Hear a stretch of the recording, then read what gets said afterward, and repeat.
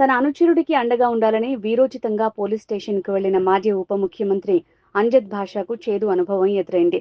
తమను మోసం చేసిన వ్యక్తిని జైలు నుంచి విడిపించుకు వెళ్లిన మీరు మరి మాకెందుకు న్యాయం చేయాలి అంటూ భాషను నిలదీశారు కొంతమంది మహిళలు. ఉడ్డాయిపల్లెకు చెందిన కొందరు వ్యక్తుల దగ్గర అంజద్ భాషా ప్రధాన అనుచరుడు ఇబ్రహీం మియా అప్పులు చేశాడు. దాదాపు 50 లక్షల రూపాయలు కొంతమంది దగ్గర అప్పుగా తీసుకుని తిరిగి ఇమ్మని అడిగితే బెదిరింపులకు దిగుతున్నాడు.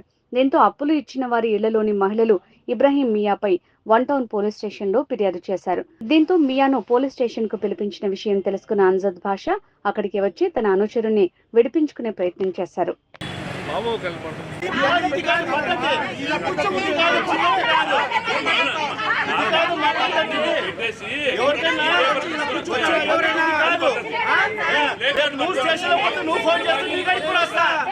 ఎవరైనా స్టేషన్ లో ఎవరైనా నాకు ఫోన్ చేస్తే నేను ఆపదలో ఉన్నానంటే ఖచ్చితంగా అంజద్ భాష వస్తాడు, ఖచ్చితంగా వస్తాడు. ఎవరైనా కానీ ఒక మహిళ ఎవరు ఫోన్ చేసినా నేను ఆపదలో ఉన్నాను, నాకు పోలీసులు స్టేషన్ లో కూర్చోబెట్టారంటే అంజద్ భాష అనే వ్యక్తి ఖచ్చితంగా వస్తాడు స్టేషన్ కు.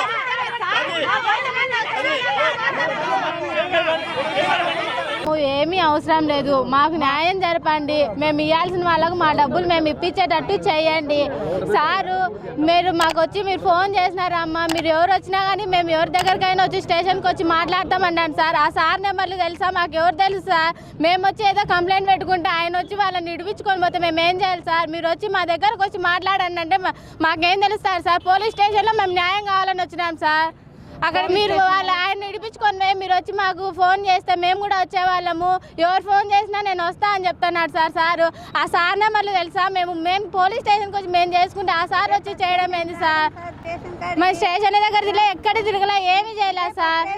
మాకు ఇబ్బంది పడకుండా ఏం చేయకుండా మా డబ్బులు మాకు ఇప్పించండి సార్. మేము ఆడపిల్లలేం సార్, మా నాన్నకి ఎవ్వరు లేరు, మా నాన్న పానం బాగాలేదు, ఇన్ని రోజులు మేము బయటికి రాలే.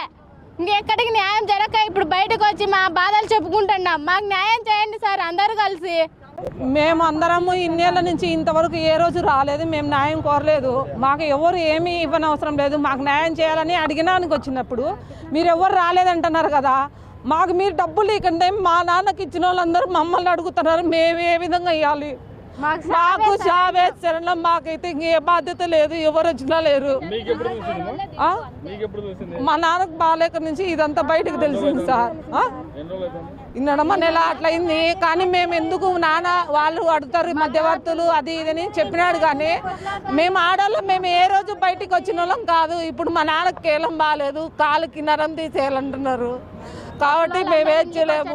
అందుకే మాకు ఇప్పుడు తెలిసే మేము వచ్చినాము. మాకు చావే శరణం సార్, మాకేం లేదు. మాకు నాన్నకు ఇల్లు తప్ప ఏం లేదు. ఆ ఇల్లు కదా చాలా అప్పులు చేసి కట్టుకుంటాడు, ఏం లేదు సార్. మాకు మీరు ఏమైనా చేయండి, మాకు న్యాయం చేయండి. మా నాన్నకి మీరు 50 లక్షలు ఇవ్వాలి సార్. 50 లక్షలు బాగుంటే అంత ఇంత చేతి వరుస కాయపకు తక్కువ వచ్చి కనీసం బడ్డీ మీద పడుకుంటే మా నాన్ననే 1.5 లక్షలు పెట్టి చేపించినాడు, చూపించినాడు. కానీ ఇప్పుడు మేము ఆ మాట అడుగుతే అయిపోయామంటున్నాడంటే మీరు లెక్క కోసం వ్యాపారం కోసం వచ్చినారు కానీ నీ కోసం ఎవరన్నా బాగాలేకుంటే బెడ్ మీద పడుకుంటే వ్యాపారం కోసం బాగు చేయిస్తారా? అదన్నా న్యాయం చేయండి. ఇంకొకటి ఏంది, డబ్బులు ఇచ్చినాను నేను, డబ్బులు ఇచ్చే మా కాడ బాగులెట్ వస్తాయి, మేము ఎందుకు వస్తాం బయటికి?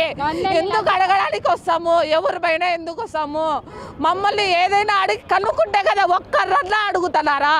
ఆయప్ప పరంగానే మాట్లాడతాను, మియా పరంగానే. మేము మియా కోసం వచ్చి మేము పోలీస్ స్టేషన్ దగ్గరకు వచ్చి అందరు ఎందుకు వచ్చినారు? అసలుకు మా దగ్గర న్యాయం ఉందే, ఆయప్ప తరపున న్యాయం ఉందే?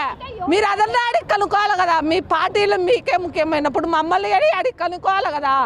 ఎందుకు ఆడవాళ్ళు వచ్చినారని అడగాలి కదా. అంజద్ భాష ఈరోజు వచ్చి అడుగుతాడంటారు, ఎందుకు వచ్చినారంటున్నారు. మాకు డబ్బులు ఇప్పుకుంటే మాకు చావే శరణం తప్ప ఏం లేదు.